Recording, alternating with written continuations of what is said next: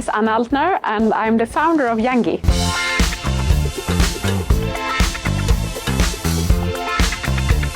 I like when it's more organic shapes. I think, if you want to be disruptive and attract consumers, it should be something that is outside, the norm, thinking outside the box.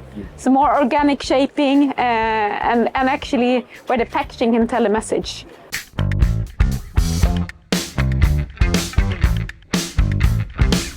I like those trends where you don't have any packaging. Where the product is the packaging. Even we sell machinery for packaging, but I think that's also what functionality should the packaging have. And as soon as you remove things that are unnecessary, that's a good packaging trend.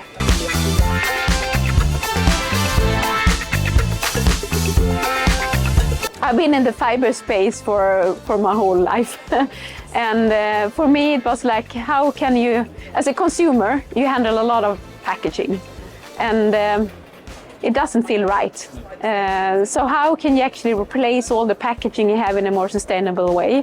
And knowing what fiber can do, of course, and also knowing the large availability of fibers. I also know that this is possible, but it's also a matter of matureness and combining sustainability with innovation. So I have been quite convinced, and sometimes you just get a gut feeling that it's possible to solve, and then you need to follow your gut feeling and then add competences along the way.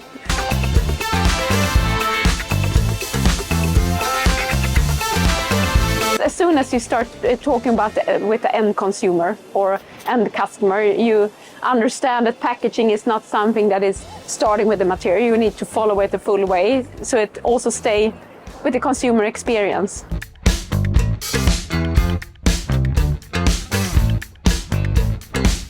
No, I wouldn't say it was a risk. If you know fiber-based materials, you know also that you can create rigidity at low water content. And that was what we tried 10 years ago.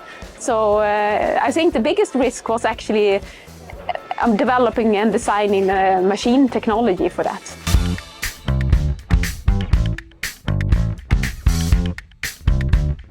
Of course, as a human, you try to simplify things, but solving sustainability is a complex world, and we try to take away complexity, and it's very difficult to think of complex things. Of course, we are so focused on materials and not the collaboration as such that is needed and required.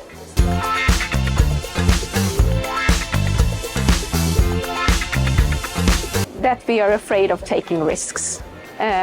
All new technology needs pioneers, and to be able to scale, you also need to have pioneers that are willing to scale and enter early in the technology. I think that's the biggest risk.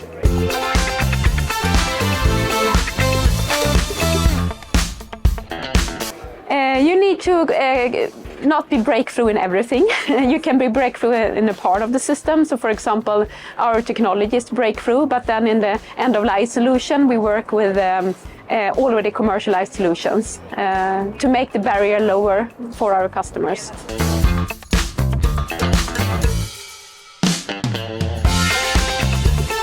Well, everything is about removing the water from the equation. And if you're a fiber person as I am, I've been taught that you need to have water to be able to create rigidity. And so this is the actually breakthrough. And then solving that in a machine system where it can be high uptime, high output, that is combining that together.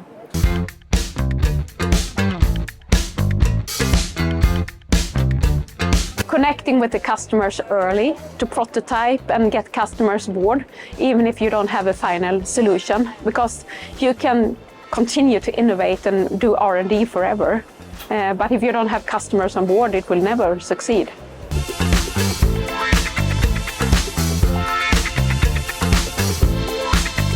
Looking at where we are now, it has really the potential to be an industrial standard.